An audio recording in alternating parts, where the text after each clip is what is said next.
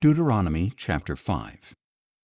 Then Moses summoned all Israel and said to them, Hear, O Israel, the statutes and ordinances that I declare in your hearing this day.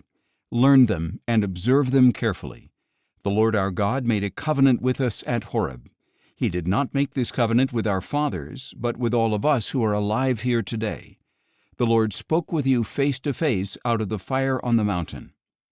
At that time I was standing between the Lord and you to declare to you the word of the Lord, because you were afraid of the fire and would not go up the mountain. And he said, I am the Lord your God, who brought you out of the land of Egypt, out of the house of slavery. You shall have no other gods before me. You shall not make for yourself an idol in the form of anything in the heavens above, on the earth below, or in the waters beneath.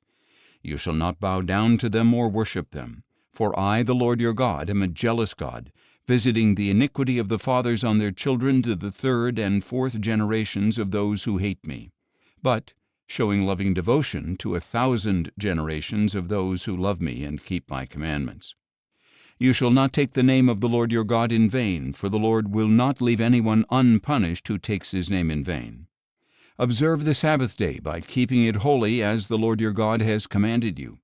6 days you shall labor and do all your work, but the seventh day is a Sabbath to the Lord your God, on which you must not do any work, neither you, nor your son or daughter, nor your manservant or maidservant, nor your ox or donkey or any of your livestock, nor the foreigner within your gates, so that your manservant and maidservant may rest as you do.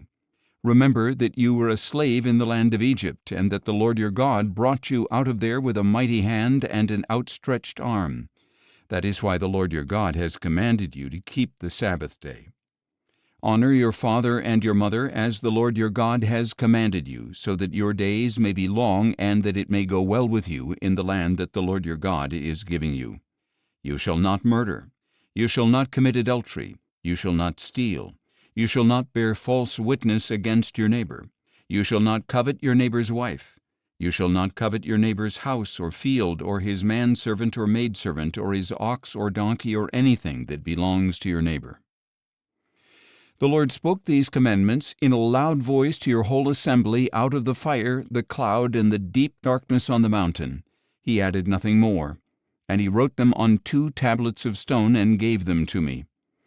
And when you heard the voice out of the darkness while the mountain was blazing with fire, all the heads of your tribes and your elders approached me, and you said, Behold, the Lord our God has shown us his glory and greatness, and we have heard his voice out of the fire.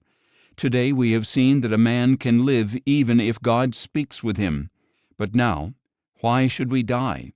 For this great fire will consume us, and we will die if we hear the voice of the Lord our God any longer. For who of all flesh has heard the voice of the living God speaking out of the fire as we have, and survived? Go near and listen to all that the Lord our God says. Then you can tell us everything the Lord our God tells you. We will listen and obey. And the Lord heard the words you spoke to me, and he said to me, I have heard the words that these people have spoken to you.